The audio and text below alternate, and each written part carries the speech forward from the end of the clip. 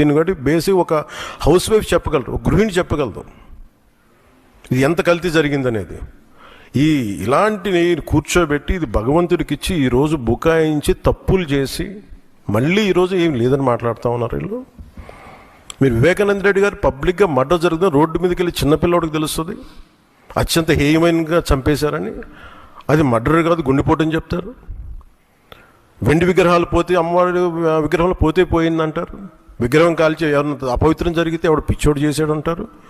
ఈరోజు కల్తీ జరిగింది మాట అసలు కల్తీ లేదు, ఇది పూర్తిగా క్లీన్ చిట్ ఇచ్చిందంటారు. దీన్ని బట్టి మనం అందరం అర్థం చేసుకోవాల్సింది ఇది వీళ్ళకి దీని మీద గౌరవం లేదు. వీళ్ళకి 7 కొండల వాడికి 2 కొండలు చాలు అన్న ఆలోచన విధానం నుంచి పుట్టిన వాళ్ళు ఈరోజు ఏ స్థాయికైనా దిగజారగలరో ఇది చాలా ప్రస్ఫుటంగా మనందరికీ తెలియజేస్తూ ఉంది.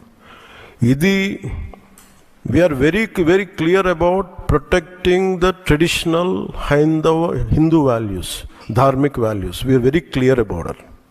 మేము చాలా చాలా స్పష్టంగా ఉన్నాం.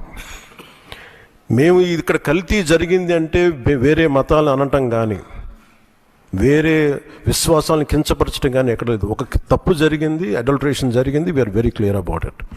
దీని వెనకడిగే వేసే లేవు, చాలా పొరపాట్లు జరిగినాయి. ఇది రిపీటెడ్ పొరపాట్లు కాస్త వీళ్ళని చూస్తే 2022లోనే వీళ్ళు తెలియజేశారు. వీళ్ళకి ఇక్కడ కల్తీ జరిగింది 2022 రిపోర్ట్ ఇస్తే నేను క్యాబినెట్లో మాట్లాడుతూ ఉంటే దాన్ని తొక్కేశారు.